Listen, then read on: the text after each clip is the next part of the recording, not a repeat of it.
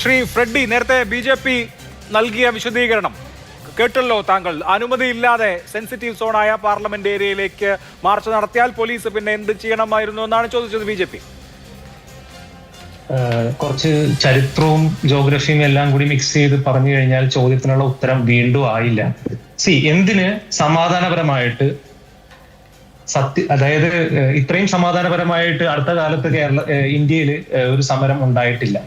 അത്രയും സമാധാനപരമായ സമരത്തില് എന്തിന് പോലീസ് ഇത്ര അഗ്രസീവായിട്ട് പെരുമാറി? ഒന്ന്, ഇപ്പൊ അതീവ സുരക്ഷാ മേഖലയെന്ന് പറഞ്ഞത് ബി.ജെ.പിയുടെ പ്രതിനിധി തന്നെയാണ്. ഇപ്പൊ ശങ്കു സാർ ഒന്ന് പറയണം, രാവിലെ 5:30 മണിക്ക് ഒരു ട്രക്ക് നിറയെ കല്ലുകളുമായി എങ്ങനെ ഈ ഒരു സമര നടക്കുന്ന ഈ മേഖലയിലേക്ക് ഒരു ട്രക്ക് ലോറി കല്ലുകളുമായി എങ്ങനെ എത്തി?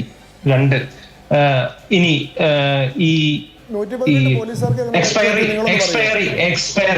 എക്സ്പയറി ഡേറ്റ് കഴിഞ്ഞ ടിയർ ഗ്യാസ് എന്തിന് വിദ്യാർത്ഥികളുടെ നേരെ പ്രയോഗിച്ചു?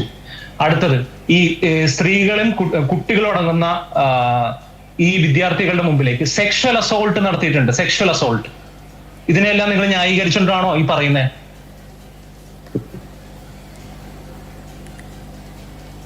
സെക്ഷൽ അസോൾട്ട് നടത്തുന്ന ആരാന്ന് ഞാൻ കാണിച്ചു തരാം. നിങ്ങൾക്ക് മാതൃഭൂമിയുടെ ദൃശ്യങ്ങൾക്ക് അത് കാണിക്കാൻ സാധിക്കുമെന്നുള്ള കാര്യത്തിൽ എനിക്ക് സംശയമുണ്ട്. എങ്കിലും നിങ്ങളുടെ CJP സമരത്തിലെ പ്രതിഷേധക്കാരൻ പോലീസിന് നേരെ കാണിക്കുന്നതാണ്, സ്ത്രീകളായിട്ടുള്ള പോലീസുകാർക്ക് നേരെ കാണിക്കുന്നതാണ്.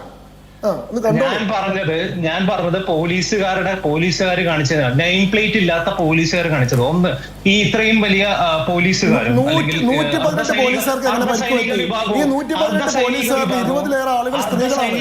അവരുടെ വസ്ത്രം വരെ വലിച്ചു കയറിയില്ലേ? അർദ്ധസൈനിക വിഭാഗവും നെയിം ടാഗ് ഇല്ലാതെ എങ്ങനെ അവിടെ വന്നു? അപ്പോ അതിന് ഒരു മുതിർന്ന പോലീസ് ഉദ്യോഗസ്ഥ പീക്ക് ടിവിക്ക് കൊടുത്ത മറുപടി എങ്ങനെയായിരുന്നു വെച്ച് കഴിഞ്ഞിട്ടുണ്ടെങ്കിൽ അത് സമരത്തിനിടെ പോയതായിരിക്കും എന്നാണ്. ഇത് ആരെയാണ് ന്യായീകരിക്കുന്നത്? ഇത് ആരെയാണ് പറ്റിക്കുന്നത്? വിദ്യാർത്ഥികളെ എല്ലാവരെയും രാജ്യത്തുള്ള എല്ലാവരെയും പറ്റിക്കുന്ന പോലെ വിദ്യാർത്ഥികളെയൊക്കെ പറ്റിക്കാന്ന് വിചാരിച്ചു കഴിഞ്ഞാൽ പെട്ടെന്ന് അത് നടക്കില്ല.